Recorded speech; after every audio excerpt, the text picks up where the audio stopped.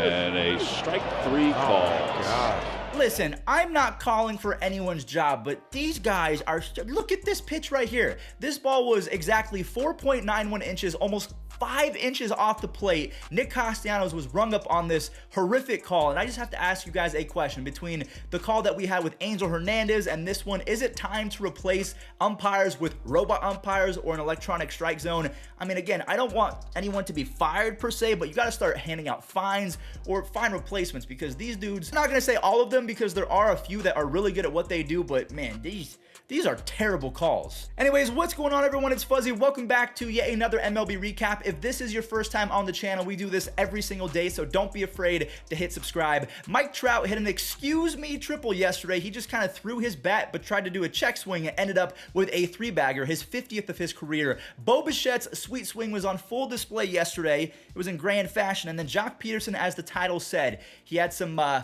words for a few fans, but we're gonna have to kind of censor it because they were not nice words. Now, 3 quick little injury updates I do want to make you guys aware of before we get into the recap. Michael Conforto, this is awful. He will be missing the remainder of 2022 with shoulder surgery. He cost himself $18 million because he declined the Mets qualifying offer. And I'm not sure if this means, but because he's a free agent, he has to now pay for the surgery and all of the rehabilitation cost himself. Does MLB help him out at all? You guys can let me know in the comment section down below. But I hope that he gets healthy real soon and comes back better than ever. And the same for Eddie Rosario. I don't know if he's going to be missing 2022, but he has started the season 3 for 44. Maybe the worst hitter in all of baseball. And that might be because he legitimately could not see the ball. He has a swollen right eye that needs surgery. So hopefully he is not going to be out for too long, but I wanted to update Braves fans. White Sox fans kind of let out a sigh of relief because yes, he's missing 6 to 8 weeks with a hamstring injury, but it was feared that he tore an ACL or an MCL or something far worse than a hamstring, so he's not going to be missing the rest of the season.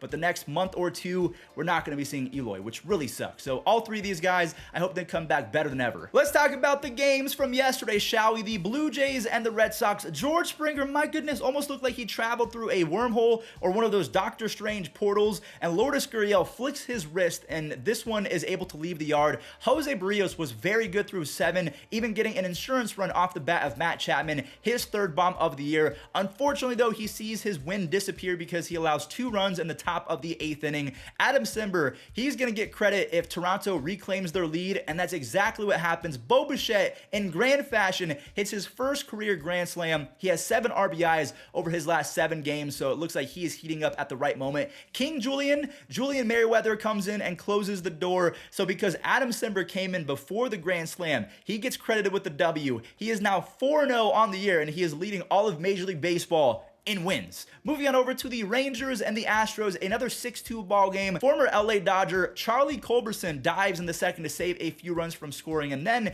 grabs an RBI later on a ground out. Dane Dunning tries his best to compete with Framber Valdez, who actually had to leave after getting hit in the back by a shrapnel after a bat exploded, and it wasn't with the blunt end, it was with the sharp end. It looks like he's going to be okay, but he did have to leave the game, and it was kind of all downhill from there. Newcomers Marcus Semien and Corey Seager both single home a few to give Texas a 4-2 lead, and then El Bombe Adolis Garcia shows off his clutch gene. He pimps a 2-run RBI double, so this one stayed in the yard, but he watched it for a long time. The Rangers are getting hot offensively, but the team ERA is still 27th in baseball, so they will not be a playoff team in my opinion until they call up guys like Cole Winn or Jack Leiter, or they make a few trades at the deadline. The Mets and the Cardinals, this one was a wild game. Miles Michaelis knew that he was going to have to shred up the Mets offense if he was going to be able to compete with Mad Max, and he actually did a fairly good job at that. Both guys were able to dominate each other's offenses, each tossing 7 shutout innings. Now, Max was a bit more efficient. He struck out 10 and only allowed 2 base hits. So this one is going to be decided by the bullpen.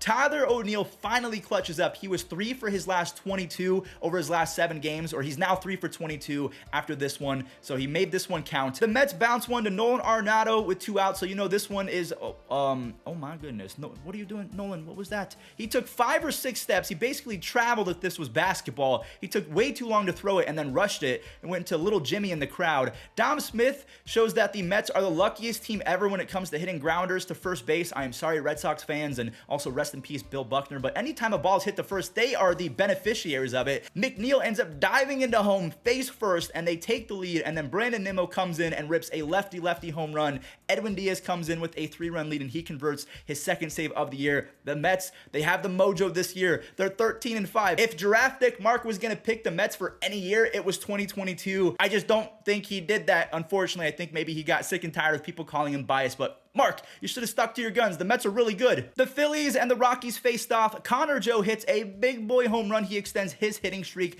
to 11 or 12 games. I can't remember the exact amount. Gibby gives up another solo shot to Randall Grichuk, but he's able to limit the damage after that. JT Realmuto delivers on a double, and then the baseball gods must have felt bad for Kyle Schwarber after what Angel Hernandez did to him. This one drops after a lack of communication, so that's not an error because no one touched it. That is a 2 RBI double for Schwarber, and put this swing in the Louvre. Hang it up, please. Bryce Harper's swing is art. He goes the other way with ease. Philly goes on to score 4 more in the 7th, where the Rockies turn into the bad news Bears and just completely imploded. The Phillies win 8-2. The Giants and the Brewers, I saw on Twitter this was a series, but it's a 1-game series. I don't understand how that works out. Corbin Burnes was disgusting. He has come a long way since that implosion on opening day. He tosses almost 7 shutout innings on 106 pitches. He struck out 11 along the way and only allowed 2 base hits. He lowers his season ERA to 1.75 as he's only given up 2 runs over his last 21 innings. And here comes Joc Pederson. Before this at bat, look at this Brewers fan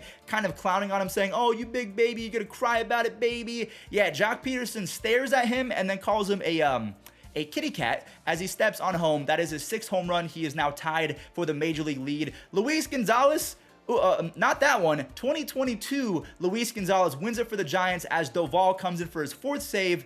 And San Francisco used 8 pitchers in this one as the Dodgers now sit at 12-4. We'll talk about their game in just a moment. And the Giants are trailing just behind them at 12-5. Before we talk about the Dodgers, let's talk about the other LA team, even though they're in Anaheim. Cleveland, they have to win this game because Bieber's on the bump and they just got swept by the Yankees. Miles Straw almost made the play of the century, but Taylor Ward is just a little bit too strong. He's able to get this over the yellow line and out of the reach of Straw. Lorenzen was wheeling and dealing, tossing 5 shutout before getting himself into trouble in the 6th. And then maybe the worst at-bat of the year. Franmil Reyes strikes out after going down 3-0 on the count. He swings at 2 consecutive balls and then strikes out and makes his bat pay for it. Naylor pelts one, but straight to the second baseman for a double play. Mike Trout brings MLB The Show to real life. He triples on a single to first base on an accidental swing. He's 30 years old, but still top 6 in sprint speed. Bieber actually works his magic. He gets out of that inning, leaving Trout on third base. So the score is still 1-0, but Taylor Ward wants another one. Hits it where Miles Straw can't even make it a close play, and then Iggy goes 1-2-3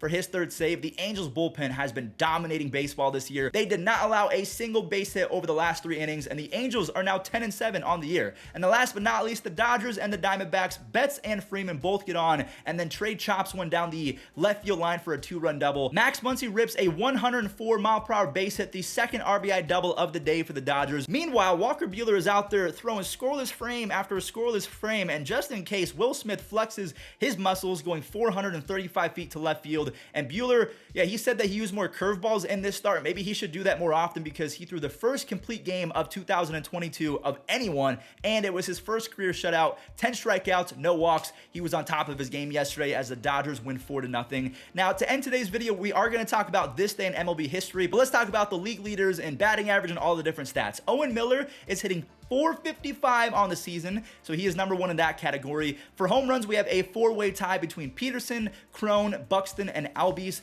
RBIs, J-Ram is still atop with 20, but Ty France is quickly closing in at number 2. Jorge Mateo, one of my favorite players in baseball, he has been flying. He is 7 for 7 on stolen base attempts. ERA, the title goes to Pablo Lopez as of right now, just narrowly beating out Logan Gilbert. They're both sub .60. Strikeouts belongs to Mad Max and Corbin Burnes at 33 apiece.